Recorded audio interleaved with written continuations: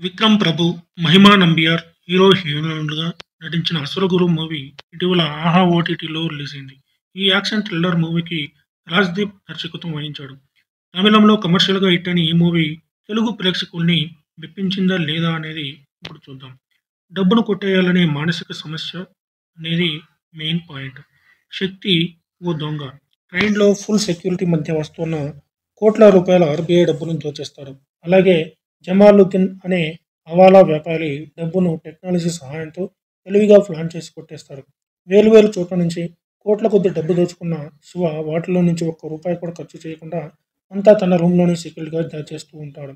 RBI నుంచి డబ్బు దోచుకున్న శివను పట్టుకునే బాధ్యతను మాణిక్యాలరావు అనే స్పెషల్ ఆఫీసర్‌కు అప్పగిస్తారు కమిషనర్.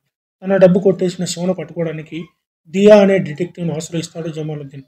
శివను పట్టుకోవడానికి ఓవైపు మాణిక్యాలరావు, మరోవైపు దియా ప్రయత్నాలు చేస్తూ ఉంటారు. వారిలో శివ ఎవరికి దొరికాడు? అసలు ఆ డబ్బుని శివ ఎందుకు దోచుకుంటున్నాడు?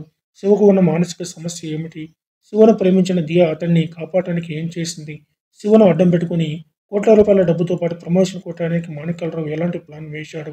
అతడు వేసిన ట్రాప్ నుంచి శివ ఎలా బయటపడ్డాడు అన్నదే అసలు అసలు గురు కథ. పోలీసులను బోల్తా కొట్టిస్తూ హీరో తన తెలివితేటలతో దొంగతనాలు చేయడం, అతడికి గతం అనే కాన్సెప్ట్‌తో శంకర్ జెంటిల్‌మెన్, రవితేజతో పాటు దక్షిణాదిలో ఎన్నో విజయవంతమైన సినిమాలు వచ్చాయి. కమర్షియల్ హంగులు, హీరోయిజం కలగలిసిన ఈ పాయింట్‌ను ఒక్కో దర్శకుడు ఒక్కోలా స్క్రీన్‌పై ఆవిష్కరించారు. అసలు గురు మెయిన్ కాన్సెప్ట్ ఇది. ఈ పాయింట్‌కు డబ్బును మాత్రమే దొంగతనం చేయాలనే మానసిక సమస్యతో హీరో బాధపడటం అనే అంశాన్ని జోడించి కొత్తగా తెరపై చెప్పేందుకు దర్శకుడు రాజ్‌దీప్ ప్రయత్నించారు. మానసిక సమస్య కారణంగా హీరో దొంగగా మారడం, అతన్ని పట్టుకోవడానికి ఓ పోలీస్ ఆఫీసర్‌తో పాటు మరో లేడీ డిటెక్టివ్ ప్రయత్నించడం, ఈ మైండ్ లైన్ సెటప్ బాగా కుదిరింది. ఈ పాయింట్‌ని ఎగ్జైటింగ్‌గా చెప్పడంలో మాత్రం దర్శకుడు తడబడ్డాడు. హీరో ఈజీగా దొంగతనాలు చేయడం, అతన్ని పట్టుకోవడానికి మాణిక్యాలరావు వేసే ఎత్తుల్లో ఉత్కంఠ మిస్ అయింది. విలన్స్ బ్యాచ్ నుంచి హీరో సింపుల్‌గా డబ్బులు కొట్టేసే సీన్స్ సిల్లీగా అనిపిస్తాయి. హీరోయిన్ ఇన్వెస్టిగేషన్‌లో అసలు లేదు. హీరోకు మానసిక సమస్య రావడానికి బలమైన కారణమంటూ కనిపించదు. లవ్ స్టోరీ సినిమా నిడివి పెంచడానికి ఉపయోగపడింది. క్లైమాక్స్ కూడా ఏదో ముగించేయాలి కాబట్టి తీసామన్నట్లుగానే ఉంటుంది.